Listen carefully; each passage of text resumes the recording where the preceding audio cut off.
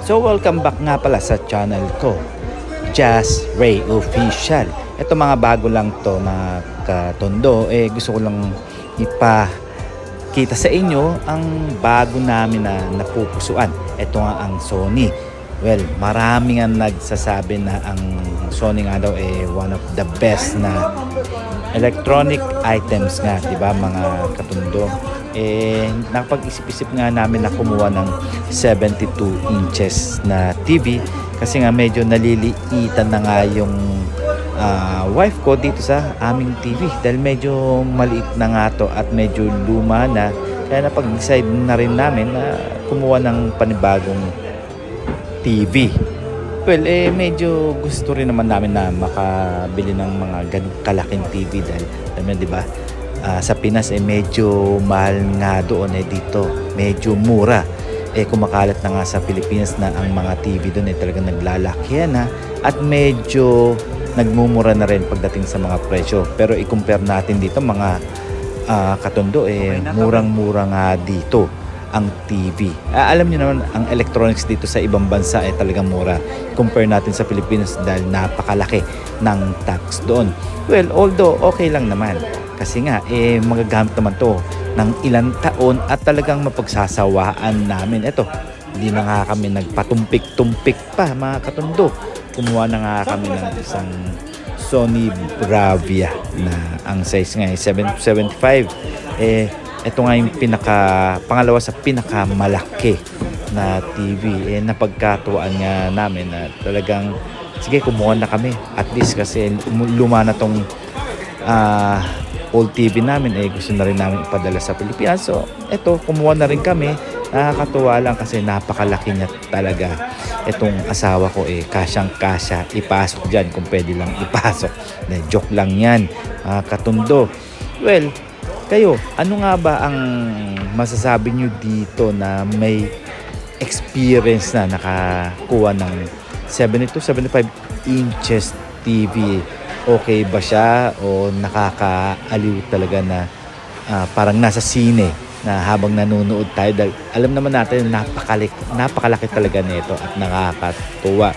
Yung mga nakabili nga dyan, yung mga napapanood ko sa ibang YouTube, tuwang-tuwa nga sila dahil nga nakakuha sila ng TV at napakamura pa.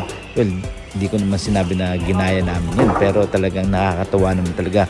Dati pa naman kami may balak na kumuha ng TV. Ang asawa ko, kitang-kita nyo naman, di ba? Panood-nood lang sa cellphone.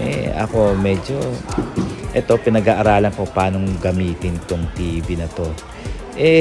Kayo, ano ang inyong masasabi dito sa TV namin? Nakakatuwa ba dahil napakalaki? Alam niyo mga katundo, first time ko talagang bumili na ganitong kalaking TV dahil nga alam niyo naman, 'di ba, yung panahon namin talagang maliit lang, cellphone lang ang gamit at medyo nakakatamad.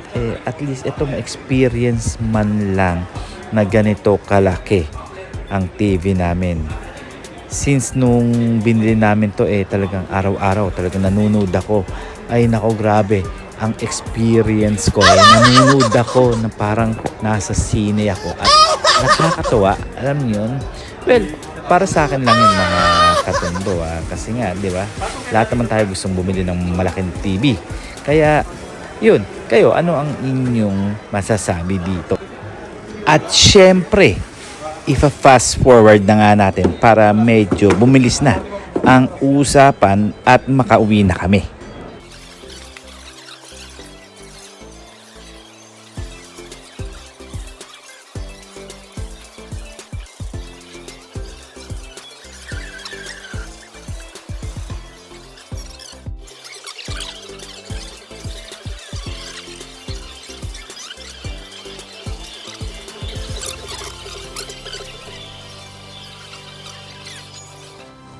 I'm scared for Foundation Day.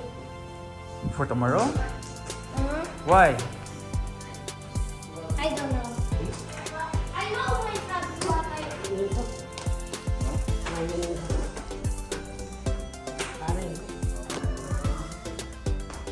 How did you get that? Here,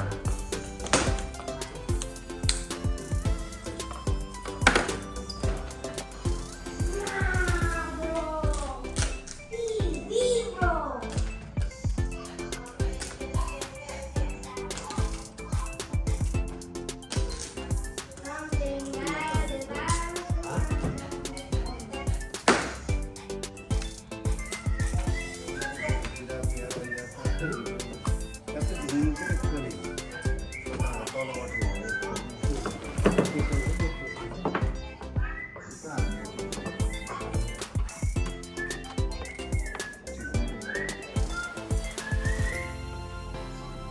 this natin?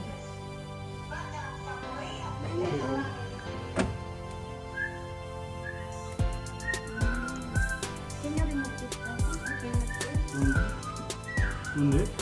Iyo. Miskin natin. Miskin natin. Okay? Miskin natin.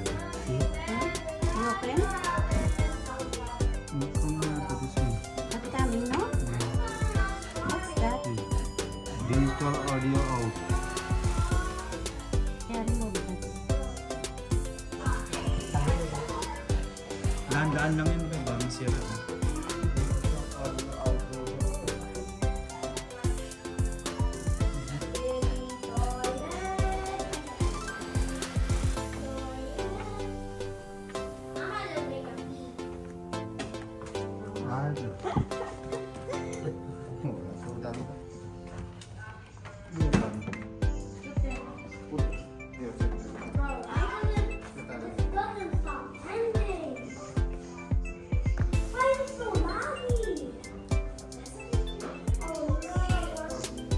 Okay.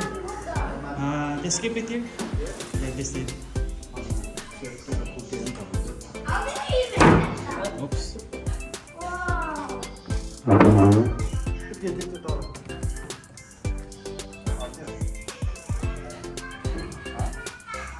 No problem. We will transfer that to the room.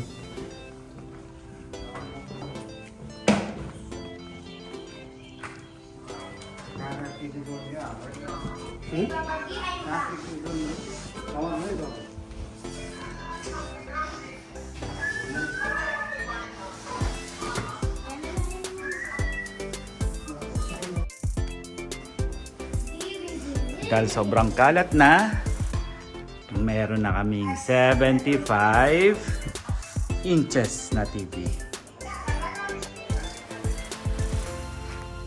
That looks so large. What can you say, Denver? Foundation day, I'm gonna get 100 in music. Oh, wow, very good. How about this TV? I don't know. You don't know? I need to know. Tell me. But I wanna make a house with this. House. At syempre mga katundo, hanggang dito na lang tayo. At sa susunod na video ko, at suportahan nyo ako ulit.